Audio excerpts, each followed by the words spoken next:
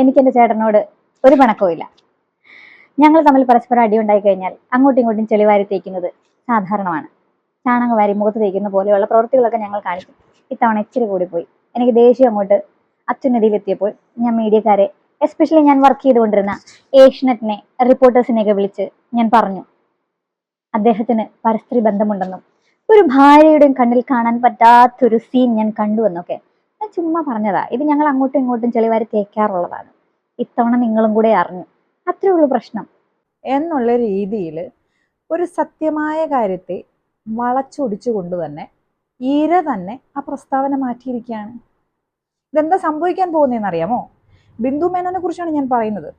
കൊട്ടാരക്കരയിലെ ഒരു മിനിസ്റ്റർ ഉണ്ടല്ലോ, അദ്ദേഹത്തിന്റെ ഭാര്യ കഴിഞ്ഞ ദിവസം ഭർത്താവിനെ കുറിച്ച് അവർ കണ്ട കാര്യങ്ങൾ, സത്യമായിട്ടുള്ള കാര്യങ്ങൾ അവർ പറഞ്ഞു. നമുക്കറിയാം, കേട്ടിരിക്കുന്നത് നമ്മളെപ്പോലുള്ള സാധാരണക്കാർക്ക് അറിയാം. കാരണം ഇവരാണ് ഇത് ചർച്ചയ്ക്ക് ഇട്ട് തന്നത്. ഒരു വാർത്താ മാധ്യമത്തിലൂടെ അല്ലെങ്കിൽ വാർത്താ മാധ്യമങ്ങളിലൂടെ ഇവർ ആ സത്യത്തെ പുറത്തുവിട്ട് വാർത്തയാക്കിയിട്ടുണ്ടെങ്കിൽ അതിനെക്കുറിച്ച് സംസാരിക്കാനും ചർച്ച ചെയ്യാനുള്ള അധികാരമൊക്കെ നമുക്കുണ്ട്. കാരണം അവരുടെ സ്വകാര്യത സ്വകാര്യമായിരിക്കണമെങ്കിൽ അവരുടെ റൂമിനുള്ളിൽ ഇരിക്കണമായിരുന്നു, അവരുടെ വീട്ടിനുള്ളിലുള്ള സംസാര വിഷയമായിരിക്കണമായിരുന്നു ഇത്. അതിനൊക്കെ അപ്പുറത്തേക്ക് മീഡിയയ്ക്ക് മുന്നിൽ വന്ന് നീതി കിട്ടാൻ വേണ്ടി ഒരു ഭാര്യ, അല്ലെങ്കിൽ അവഗണിക്കപ്പെട്ട ഒരു ഭാര്യ, അല്ലെങ്കിൽ ഭാര്യയുടെ കണ്ണിന് മുന്നിൽ ഒരിക്കലും കാണാൻ പറ്റാത്ത രീതിയിൽ പരസ്ത്രീയുമായിട്ട് കഴിഞ്ഞ ഒരു ഭർത്താവിനെ കുറിച്ച് ഒരു സ്ത്രീ നീതി കിട്ടാൻ വേണ്ടിയിട്ട് വന്ന് സംസാരിച്ചിട്ട് പിറ്റേ ദിവസം വന്ന് പറയുകയാണ്, എനിക്കതൊന്നുമില്ല, എന്നോട് ക്ഷമ പറഞ്ഞു കഴിഞ്ഞപ്പോൾ ഞാൻ ഓക്കെ ആയിരുന്നു.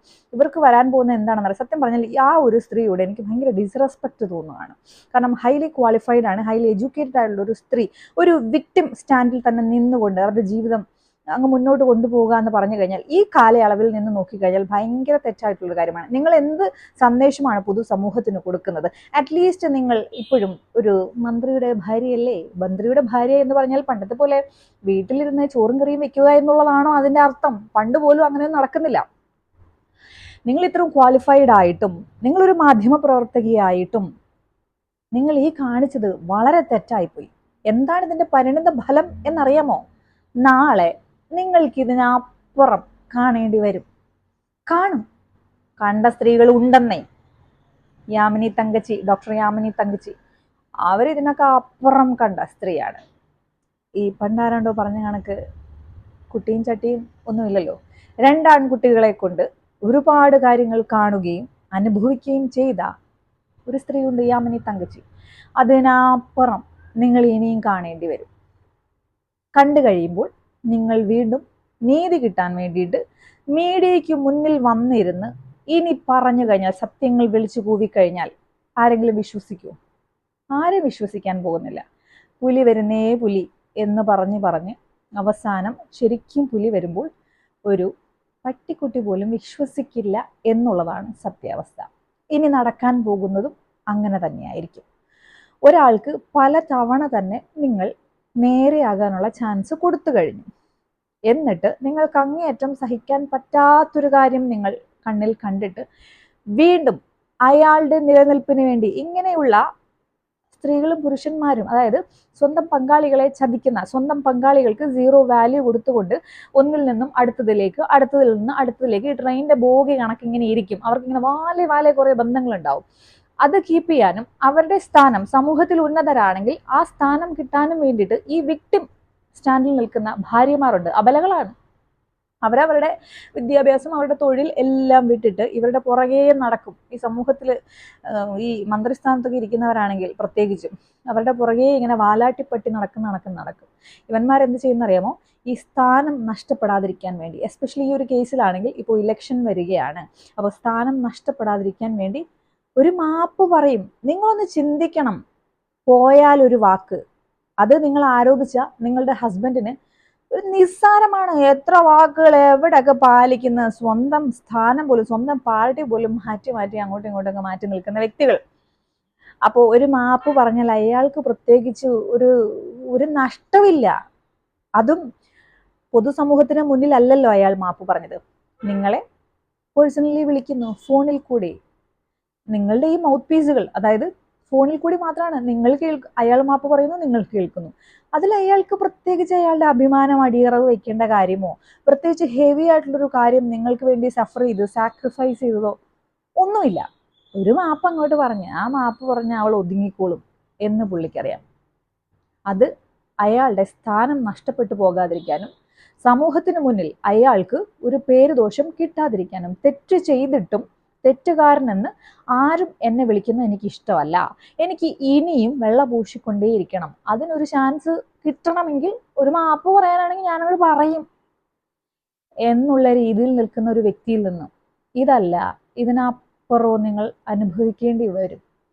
അന്ന് നിങ്ങൾ മാധ്യമങ്ങൾക്ക് മുന്നിൽ വന്ന് നിന്ന് പൊതുസമൂഹത്തോട് ഞാൻ ഇങ്ങനെ കണ്ടു, എനിക്കൊന്നും ചെയ്യാൻ പറ്റുന്നില്ല, നിരാലംബയായ ഒരു സ്ത്രീയാണ് ഞാൻ എന്ന് പറഞ്ഞു കഴിഞ്ഞാൽ ആരും വകവയ്ക്കുമെന്ന് നിങ്ങൾ ചിന്തിക്കരുത്. എനിക്ക് തോന്നുന്നു ചാനൽസ് അവർക്ക് റീച്ച് കിട്ടാൻ വേണ്ടിയിട്ടും കോണ്ടന്റിന് വേണ്ടിയിട്ടും ഇങ്ങനെ പറഞ്ഞ് നിങ്ങളുടെ വാർത്തകൾ എടുത്ത് പെരുപ്പിക്കുമായിരിക്കും. പക്ഷേ പൊതുസമൂഹത്തിന്റെ മുന്നിൽ നിന്ന് നിങ്ങൾക്ക് യാതൊരു സപ്പോർട്ടും കിട്ടത്തില്ല. കാരണം നിങ്ങൾക്ക് കിട്ടാനായിരുന്ന നല്ലൊരു ചാൻസാണ് നിങ്ങൾ നഷ്ടപ്പെടുത്തി കളഞ്ഞത്. കാരണം ആദ്യ ഭാര്യയ്ക്ക് പോലും കിട്ടാതിരുന്ന ചാൻസ് നിങ്ങൾക്ക് കിട്ടിയതേ. കാരണം ഡോക്ടർ യാമിനി തങ്കച്ചി എന്ന ആദ്യ ഭാര്യ മീഡിയയ്ക്ക് മുന്നിൽ പലപ്പോഴും പല കാര്യങ്ങളും പറഞ്ഞാൽ ഇവരുടെ കുടുംബ പ്രശ്നങ്ങൾ പല തവണയായിട്ട് നമ്മൾ മാധ്യമങ്ങളിലൂടെ കേട്ടറിഞ്ഞതാണ്, വായിച്ചറിഞ്ഞതാണ്. കേൾക്കുമ്പോഴും വായിക്കുമ്പോഴും നമുക്ക് നാണക്കേട് തോന്നുന്ന രീതിയിലുള്ള കാര്യങ്ങളാണ് ഇവർ പരസ്പരം പറഞ്ഞുകൊണ്ടിരുന്നത്. എന്നിട്ടും അവരെ ആരും വിശ്വസിച്ചില്ല. മന്ത്രി പുങ്കവനാണ് വലുത് എന്ന് മാത്രമേ വിശ്വസിച്ചുള്ളൂ. കാരണം അങ്ങനെ വരുത്തുള്ളൂ. നമ്മളെ ഒന്നും കുറ്റം പറഞ്ഞിട്ട് കാര്യമില്ല, അവരെയും കുറ്റപ്പെടുത്തിയിട്ട് കാര്യമില്ല. പക്ഷേ മറ്റൊരു സ്ത്രീ അതേ സ്ഥാനത്തേക്ക് വന്നിട്ട് അവരും ആദ്യ ഭാര്യ പറഞ്ഞ കാര്യങ്ങൾ, ആദ്യ ഭാര്യ അനുഭവിച്ച ദുരനുഭവങ്ങൾ രണ്ടാമത്തെ ഭാര്യയും അനുഭവിക്കുന്നുണ്ട് എന്ന് രണ്ടാമത്തെ ഭാര്യ ഉറക്കെ വിളിച്ച് പറയുന്നുണ്ടെങ്കിൽ അവിടെ ഒരു നീതി നടപ്പാവുകയാണ് എന്നതിനപ്പുറം ഓപ്പോസിറ്റ് നിൽക്കുന്ന വ്യക്തി, ഈ ഭർത്താവ് എന്ന് പറയുന്ന സ്ഥാനത്തിരുന്ന വ്യക്തി എത്രമാത്രം ഈ ഒരു വിഷയത്തിൽ തെറ്റുകാരനാണെന്ന് സൊസൈറ്റിക്ക് വിശ്വസിക്കാൻ വളരെ ഈസി ആയിരുന്നു നിങ്ങളിലൂടെ. ആ ഒരു വിലപ്പെട്ട ചാൻസാണ് നിങ്ങൾ നഷ്ടപ്പെടുത്തിയത്. സത്യം പറഞ്ഞാൽ നാണക്കേട് തോന്നുകയാണ്. ഇത്രയും വിദ്യാഭ്യാസം, ഇത്രയും ക്വാളിഫിക്കേഷൻ, ഇത്രയും എക്സ്പീരിയൻസസ് ഒക്കെ ഉള്ള ഒരു സ്ത്രീ നിങ്ങളുടെ ജീവിതത്തിൽ ഒരിക്കലും മറക്കാൻ, നിങ്ങൾ പറഞ്ഞ കാര്യം സത്യമാണെങ്കിൽ ഒരു ഭാര്യയ്ക്കും കണ്ണിന് മുന്നിൽ കാണാൻ പാടില്ലാത്ത ഒരു കാഴ്ച ഞാൻ കണ്ടു എന്നുള്ളത് നിങ്ങൾ മരിക്കുന്നത് വരെയും നിങ്ങൾക്ക് ട്രോമറ്റൈസിങ് ആയിട്ടുള്ള ഒരു സംഭവമായിരിക്കും, നിങ്ങൾക്ക് ട്രോമ ഉണ്ടാക്കിക്കൊണ്ടിരിക്കുന്ന ഒരു സംഭവമായിരിക്കും. മരിക്കുന്നത് വരെയും നിങ്ങൾക്കത് മറക്കാൻ പറ്റില്ല. ആ സീൻ, ആ ഒരു കാഴ്ച നിങ്ങൾ ഓരോ ദിവസം ഉറങ്ങുന്നതിന് മുന്നേ കുറഞ്ഞതൊരു 10 തവണയെങ്കിലും നിങ്ങൾ ചിന്തിക്കും. അത്രമാത്രം സത്യസന്ധമായ ഒരു കാര്യം ഒരാളുടെ സ്ഥാനത്തിന് വേണ്ടിയിട്ട്, അയാളുടെ സ്വയം നിലനിൽപ്പിന് വേണ്ടി ഒരു ഫേക്ക് അപ്പോളജി നിങ്ങളോട് പറഞ്ഞപ്പോഴേക്കും നിങ്ങൾ നിങ്ങളുടെ സെൽഫ് റെസ്പെക്റ്റ് മറന്ന് തലേ ദിവസം തൊണ്ട ഇടറി പറഞ്ഞ സത്യങ്ങൾ പറഞ്ഞ അതേ തൊണ്ട കൊണ്ട് കള്ളം പറഞ്ഞു കളഞ്ഞല്ലോ, മാറ്റി പറഞ്ഞു കളഞ്ഞല്ലോ. എനിക്ക് കേസ് കൊടുക്കാൻ താല്പര്യമില്ല എന്ന് പറഞ്ഞാൽ ഞങ്ങൾ എന്താ വിശ്വസിക്കേണ്ടത്? നിങ്ങൾ കള്ളം പറഞ്ഞു എന്നാണ്. ഈ കള്ളം പറഞ്ഞ വ്യക്തി നാളെ ഒരു കാലത്ത് എനിക്ക് ഇതുപോലെ വീണ്ടും, ഞാൻ അന്നൊരു പ്രശ്നമുണ്ടായി, എന്നെ പറഞ്ഞ് മാറ്റിയതായിരുന്നു, അന്ന് ഇലക്ഷൻ അടുത്തത് കൊണ്ട് പുള്ളി മാപ്പ് പറഞ്ഞു, ഞാൻ വിശ്വസിച്ചു, പക്ഷെ വീണ്ടും അങ്ങനെ കണ്ടു എന്ന് പറഞ്ഞു കഴിഞ്ഞാൽ പൊതുജനം ചോദിക്കും, എന്തുകൊണ്ട്? അന്നൊരു ചാൻസ് ആയിരുന്നല്ലോ, ഇരുകൈയും നീട്ടി, അതായത് സൊസൈറ്റി നിങ്ങളെ സപ്പോർട്ട് ചെയ്യാൻ വേണ്ടിയിട്ട് എല്ലാവരും ഒരുക്കമായിരുന്നു, എന്തുകൊണ്ട് അന്നത് നിങ്ങൾ ആ ഒരു തീരുമാനത്തിൽ ഉറച്ചിരുന്നില്ല? മാത്രമല്ല ഇലക്ഷൻ അടുത്തു, നിങ്ങൾ ആരോപിച്ച നിങ്ങളുടെ ഭർത്താവിനും അതൊരു ഇമ്പോർട്ടൻ്റ് ആയിട്ടുള്ള, ക്രൂഷ്യൽ ആയിട്ടുള്ള ഒരു ടൈം തന്നെയായിരുന്നു. അതുപോലെ തന്നെ നിങ്ങളെ സേവ് ചെയ്യാനും, മറ്റുള്ളവർക്ക്, എതിർ പാർട്ടിക്കാർക്ക് നിങ്ങളെ സപ്പോർട്ട് ചെയ്യാനും, സമൂഹത്തിന് നിങ്ങളെ സപ്പോർട്ട് ചെയ്യാനും പറ്റിയൊരു ചാൻസ് തന്നെയായിരുന്നു ഇലക്ഷൻ ടൈം എന്ന് പറഞ്ഞു കഴിഞ്ഞാൽ. പക്ഷെ ഇതുപോലൊരു ഗോൾഡൻ ചാൻസ് നിങ്ങൾക്ക് കിട്ടുമെന്ന് തോന്നുന്നില്ല. ഇത് ജീവിതം നശിപ്പിക്കാനുള്ള ഗോൾഡൻ ചാൻസ്, അല്ലെങ്കിൽ ഡിവോഴ്സ് ആവാനുള്ള ഗോൾഡൻ ചാൻസ്, അല്ലെങ്കിൽ ആരെയും മനഃപൂർവ്വമായിട്ട് ഇടിച്ചു താഴ്ത്താനുള്ള ഗോൾഡൻ ചാൻസ് എന്നല്ല. അതീവ ഗുരുതരമായിട്ടുള്ള ഒരു ഫാമിലി ലൈഫ്, അതിൽ നിങ്ങൾക്ക് അഡ്ജസ്റ്റ് ചെയ്യാൻ പറ്റാത്ത ഒരുപാട് കാര്യങ്ങൾ നിങ്ങൾ എത്ര നാളുകൊണ്ട് അനുഭവിച്ചു എന്നൊക്കെ നിങ്ങൾ പറയുന്നുണ്ട്. നിങ്ങളുടെ കല്യാണം കഴിഞ്ഞ് കുറച്ച് മാസങ്ങൾക്ക് ശേഷം നിങ്ങൾ ഇത് അനുഭവിക്കുകയാണെന്നാണ് പറയുന്നത്. അത്രയും ഗുരുതരമായിട്ടുള്ള ഒരു വിവാഹ ബന്ധത്തിൽ നിന്നും നിങ്ങൾക്ക് രക്ഷപ്പെട്ട് ആ ഒരു വ്യക്തിയുടെ കെണിയിൽ ഇനി ഒരു സ്ത്രീകളും ചെന്ന് ചാടരുത്. രക്ഷപ്പെടാൻ പറ്റിയ, പലർക്കും രക്ഷപ്പെടാൻ പറ്റിയ ഒരു ചാൻസാണ് നിങ്ങൾ വെറുതെ കൊണ്ട് കളഞ്ഞത്. ഇനി നിങ്ങൾക്ക് ഇതുപോലൊരു ഗോൾഡൻ ചാൻസ് കിട്ടുകയില്ല എന്നങ്ങ് ഓർമ്മിപ്പിക്കുകയാണ്. നിങ്ങൾക്ക് ചുമ്മാ ദേഷ്യം വരുമ്പോൾ, സങ്കടം വരുമ്പോൾ നിങ്ങൾ ഇങ്ങനെയൊക്കെ പറയാറുള്ളതാണ് എന്നാണ് 90% ആളുകൾക്കും ഇപ്പോൾ തോന്നുന്നത്. അല്പമെങ്കിലും നിങ്ങളുടെ സെൽഫ് റെസ്പെക്റ്റിന് സ്നേഹമോ വിലയോ കൊടുക്കുന്നുണ്ടായിരുന്നെങ്കിൽ, നിങ്ങൾ കണ്ട കാഴ്ച അത് സത്യമാണ് എങ്കിൽ ആണെന്ന് ഉറച്ചു നിൽക്കണമായിരുന്നു. ഇതെന്താണെന്നറിയാമോ? ഒരു ചാൻസും കൂടെ കൊടുക്കുകയാണ്. ആ വ്യക്തി ഇനിയും തെറ്റുകൾ ചെയ്തുകൊണ്ടിരിക്കും. നിങ്ങൾ ഇനിയും പല കാഴ്ചകളും കാണും. പക്ഷെ ഒരു കാര്യം പറയട്ടെ, ഒരു 50% എങ്കിലും ഡോക്ടർ യാമിനി തങ്കച്ചിക്ക് നീതി കിട്ടി എന്ന് തന്നെ ഞാൻ വിശ്വസിക്കുന്നുണ്ട്. ഒരു കൂട്ടം ആളുകൾ വിശ്വസിക്കുന്നുണ്ട്. കാരണം ഡോക്ടർ യാമിനി തങ്കച്ചി പറഞ്ഞ കാര്യങ്ങൾ തന്നെയാണ് നിങ്ങൾ പറയുന്നത്. അവർ അന്ന് കരഞ്ഞു പറഞ്ഞ കാര്യങ്ങൾ തന്നെയാണ് പറയുന്നത്. പക്ഷെ അവരെ ആരും വിശ്വസിച്ചില്ല. കാരണം അവരൊരു ഡോക്ടർ, മറ്റേതൊരു മന്ത്രിയുടെ മകൻ. ഇന്ന് അതിൻ്റെ ഒന്നും ആവശ്യമില്ലായിരുന്നു. ജഡ്ജ്മെന്റിന്റെ ഒന്നും ആവശ്യം ഉണ്ടായിരുന്നില്ല. ബിന്ദു മേനോൻ വന്ന് പറയുന്നത് അതുപോലെ വിശ്വസിക്കും ജനങ്ങൾ. കാരണം ഡോക്ടർ യാമിനി തങ്കച്ചി തന്നെയാണ് അതിന് കാരണക്കാരി. കാരണം അവർ വന്ന് പറഞ്ഞ ആ കാര്യങ്ങളുണ്ടല്ലോ, അയ്യോ അവരും പറഞ്ഞ ഇത് തന്നെയാണല്ലോ, അപ്പോൾ ഇത് സത്യമാണ് എന്ന് കണ്ണു അടച്ച് നമുക്ക് വിശ്വസിക്കാം. പക്ഷെ ഇനി ഒരു ചാൻസ് ഇതുപോലെ നിങ്ങൾക്ക് കിട്ടുമോ എന്നറിയില്ല.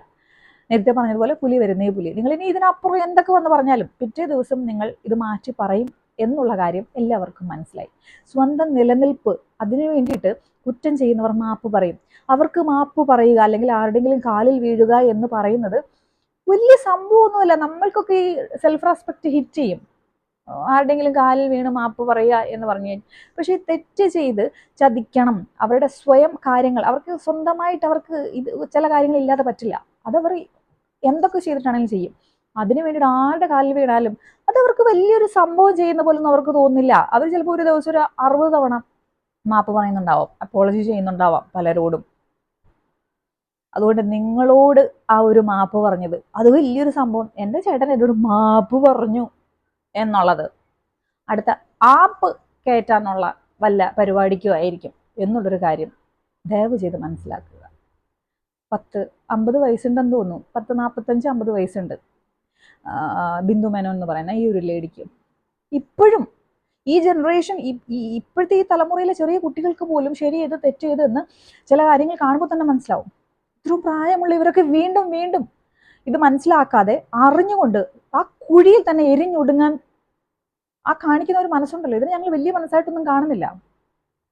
ഒരു കാര്യം ഉറപ്പിച്ചോ, നിങ്ങൾ ഇതൊരു തവണ നിങ്ങൾ കണ്ട സത്യം മാധ്യമങ്ങൾക്ക് മുന്നിൽ പറഞ്ഞു, അത് ഒരു ബ്ലഡ് മാർക്കായിട്ട് തന്നെ വില്ലൻ കാണുന്നുണ്ടാവും.